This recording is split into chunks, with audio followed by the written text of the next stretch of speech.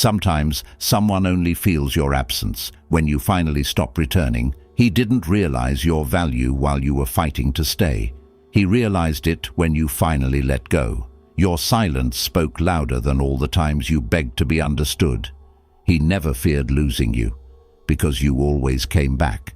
The day you stopped explaining yourself was the day he started feeling the loss. You were never too much. You were just too consistent for someone who thought you'd never leave. He thought you were permanent until your absence became real. You walked away quietly, and that quiet shook his world.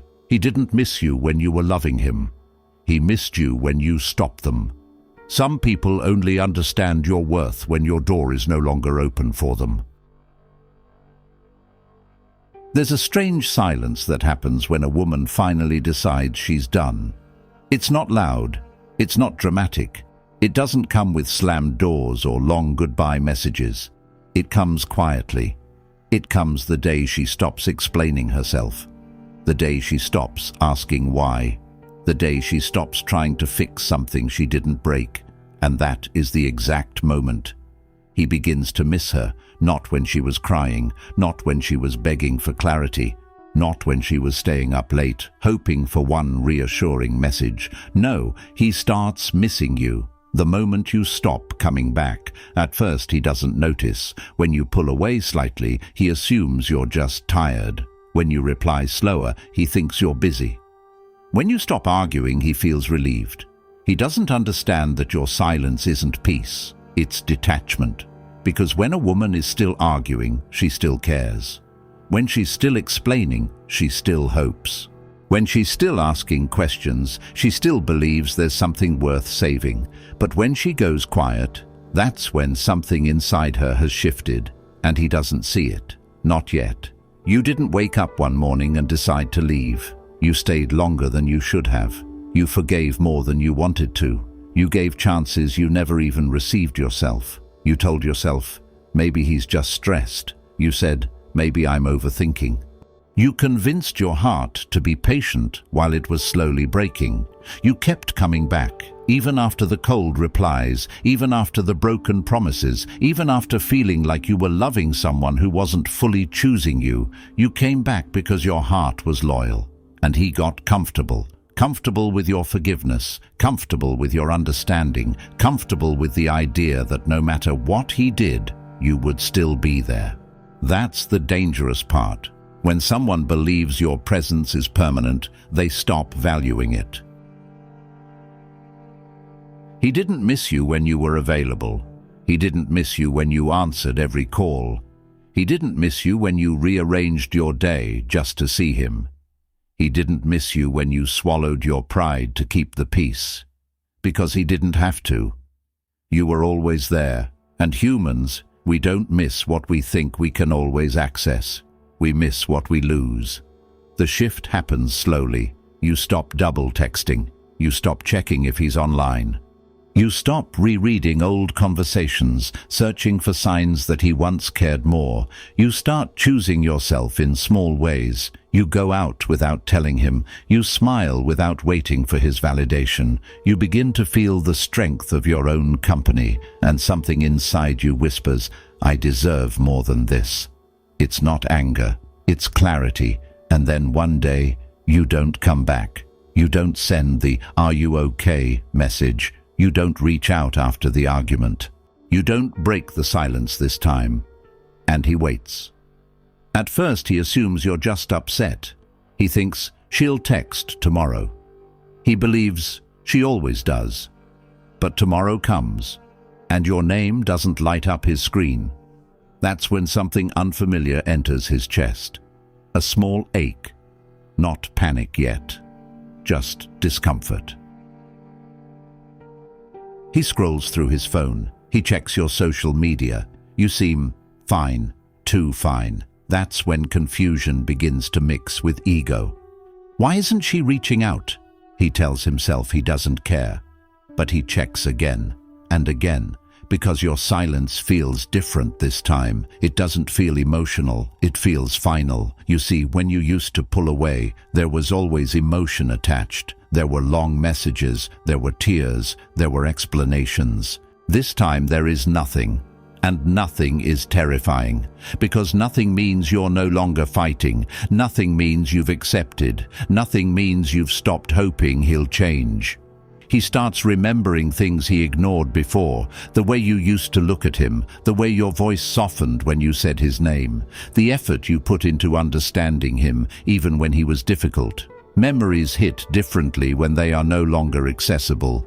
Now he replays your kindness. Now he notices your patience. Now he feels the warmth you once gave so freely. And suddenly, the space you left behind feels heavy. Regret is quiet at first. It creeps in at night, when distractions fade, when pride isn't loud anymore, when there's no one around to feed his ego. He remembers the times you said, "I just need reassurance." He remembers brushing it off. He remembers choosing silence over communication. He didn't think those moments mattered. Now they echo. Meanwhile, you are healing. Not perfectly, not without tears, but you are healing. You're learning how to sit with your own loneliness instead of running back to someone who made you feel alone anyway. You're learning that love shouldn't feel like begging.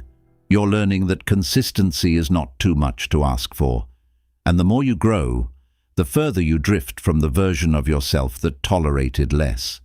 That's when he feels it deeply, because growth creates distance. He might reach out, not always immediately, sometimes weeks later, sometimes months. The message is simple. "Hey, I've been thinking about you. How have you been?" What he really means is, why aren't you chasing me anymore? Why does it feel empty without you? Why do I suddenly feel like I lost something important? But by now, you've changed. You don't feel the same urgency.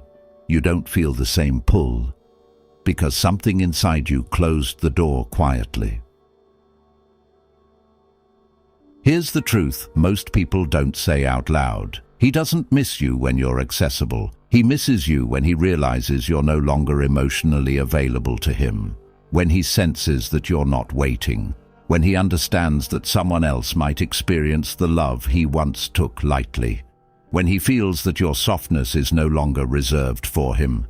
That's when it hits hard. But here's the deeper layer. He doesn't just miss you. He misses how you made him feel. He misses being understood without explaining himself. He misses the comfort of knowing someone had his back. He misses the emotional safety you created. You were his stability, and he mistook stability for something ordinary. Now he realizes it was rare. The painful irony? By the time he fully understands your value, you've already learned yours. You no longer crave breadcrumbs. You no longer romanticize potential. You no longer confuse inconsistency with mystery. You've tasted peace, and peace is addictive. He might promise change. He might say he was scared. He might admit he didn't realize what he had, and maybe he's telling the truth. But timing matters. Growth delayed is sometimes love denied. Because you begged for effort when your heart was still open. You asked for clarity when you were still willing to stay. Now you're tired, not bitter, just done. When you stop coming back, something powerful happens. You teach him that access to you was a privilege. You show him that love is not unconditional tolerance. You prove that loyalty has limits, and that lesson stays with him, even if you never return. Sometimes he will carry that regret quietly for years. He'll meet other people. He'll try to recreate what he had with you, but something will feel different, because you loved him in a way that required depth, and depth isn't easy to replace. But this story isn't about his regret. It's about your awakening. It's about the moment you realized you were shrinking to fit into someone else's comfort. It's about the strength it took to walk away without dramatic closure. It's about choosing self-respect over temporary attention. You didn't leave because you stopped loving him. You left because you started loving yourself more. And that is powerful. He starts missing you when it's too late, because loss creates clarity. Distance creates perspective. Silence reveals value. But your healing, that creates transformation. So, if you're in that space right now, if you're fighting the urge to text him, if you're wondering whether he notices your absence, if you're scared he'll forget you, listen carefully. He won't forget the one who loved him sincerely. He won't forget the woman who stayed when it was hard. He won't forget the calm you brought into his chaos. But your job is not to wait for him to miss you. Your job is to build a life so full that whether he misses you or not, you are no longer missing yourself. Because the real glow-up isn't making him regret losing you. It's reaching a point where his regret no longer controls your worth. When you stop coming back, you don't just create space in his heart. You create freedom in yours. And that freedom, it's priceless. One day he may sit alone and think about you, about how you used to care, about how you used to forgive, about how you used to stay, and he'll finally understand that you weren't asking for too much. You were asking for the bare minimum: consistency, respect, effort, things he thought he could delay, things he thought you would tolerate forever. He was wrong, and by the time that realization fully sinks in, you'll be somewhere peaceful, smiling differently, living differently, loving differently, stronger. Not because he missed you, but because you finally stopped chasing someone who needed to lose you to see you clearly.